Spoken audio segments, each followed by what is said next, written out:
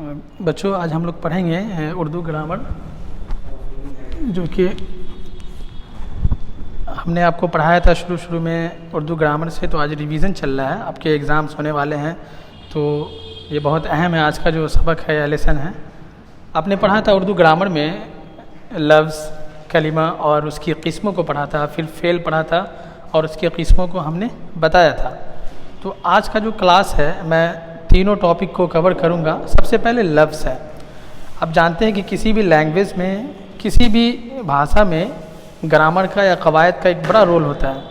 اگر کسی بھی لینگویج کو بولنا ہو تو آپ تب تک اچھے سے نہیں بول سکتے ہو جب تک آپ اس کے گرامر کو نہیں جان پاؤ گے تب تک.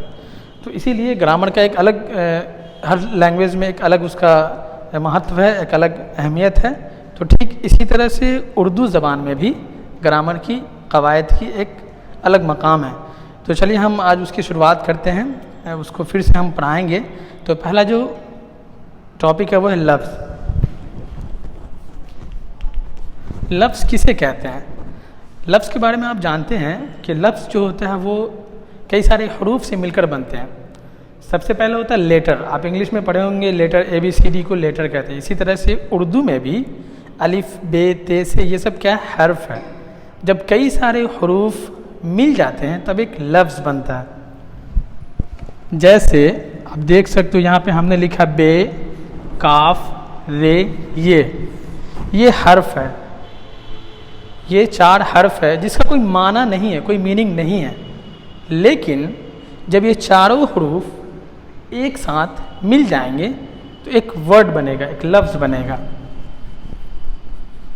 ٹھیک اسی طرح سے دوسرا مثال آپ دیکھ سکتے ہو، نو، الف، میم. یہ بھی الگ الگ یہ حرف ہے. اس کا کوئی معنی نہیں ہے. نو کا کوئی میننگ نہیں ہے خود کا، الف کا کوئی میننگ نہیں ہوتا ہے، اسی طرح سے میم کا بھی کوئی میننگ نہیں ہوتا ہے. لیکن جب آپ اس کو ایک ساتھ لکھو گے تو یہ ایک ورڈ بنے گا، ایک لفظ بن جائے گا. جیسے ہی لفظ بنے گا تو اس کا کوئی معنی ہوگا. تو اردو قواعد میں لفظ کی 2 قسمیں ہوتی ہیں. سب سے پہلے جانیں کہ لفظ کسے کہتے ہیں. حروف کے مجموعے کو لفظ کہتے ہیں. حروف کے مجموعے کو لفظ کہتے ہیں. تو جب آپ جان گئے کہ لفظ کیسے بنا، حرف جب ملا آپس میں تب لفظ بنا. لفظ کی 2 قسمیں ہیں. لفظ کی 2 قسمیں، ایک ہوتا ہے موضوع اور دوسرا ہے مہمل. 2 قسم ہوتی ہے لفظ کی، ایک موضوع اور ایک مہمل. موضوع کہتے ہیں ایسا ورڈ آپ اپنی زبان سے کبھی کبھی بولنے میں استعمال کرتے ہو، وہ سارا الفاظ ہوتا ہے، وہ سارے ورڈ ہوتے ہیں. جب آپ کچھ باتیں کرتے ہو کسی سے بھی تو وہ لفظ کی ادائیگی ہوتی ہے. تو ٹھیک اسی طرح سے جب موضوع کہیں گے تو موضوع کا مطلب ہوگا کہ ایسا لفظ جس کا کوئی معنی ہو، جس کا کوئی میننگ ہو. اگر آپ کچھ کہہ رہے ہو تو اس کا کوئی معنی اور مطلب ہونا چاہیے. اور ایسا ورڈ جس کا کوئی میننگ اور معنی نہیں ہے وہ مہمل کہلائے گا. جیسے آپ نے کہا چائے، تو اس کا ایک میننگ ہے کہ چائے پینے والی چیز ہے. جیسے آپ نے کہا اسکول، یہ ایک لفظ ہے. اسکول کا مطلب ہوا پڑھنے والی جگہ، پڑھنے کی جگہ. لیکن اگر آپ دیکھتے ہوگے کہ آپ چائے کے ساتھ ایک ورڈ بولتے ہو چائے وائے، اسکول وسکول، دونوں میں فرق ہے.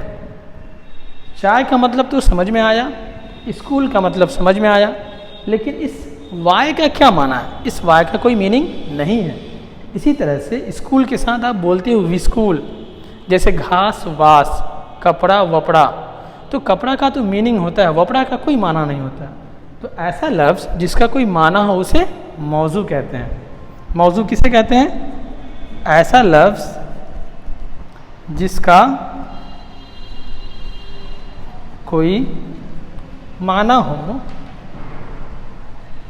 اسے موضوع کہتے ہیں.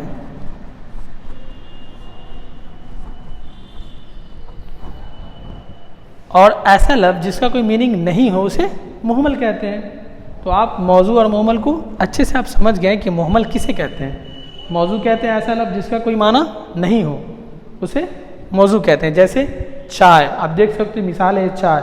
لیکن مہمل کے بارے میں کیا پڑھا آپ نے کہ ایسا لفظ جس کا کوئی میننگ نہیں ہوگا، جس کا کوئی معنی نہیں ہوگا، اسے ہم بولیں گے مہمل لفظ۔ جیسے مثال یہاں ہے وائے، تو چائے کے ساتھ وائے کا استعمال ہم لوگ اس لیے کرتے ہیں تاکہ سینٹینس اور وہ جو جملہ ہوتا ہے جو آپ اپنی زبان سے ادا کرتے ہو، جملے کی خوبصورتی کو بہتر بنانے کے لیے، سننے والے کو اچھا لگے، اس لیے ہم لوگ اس طرح کے الفاظ استعمال کرتے ہیں۔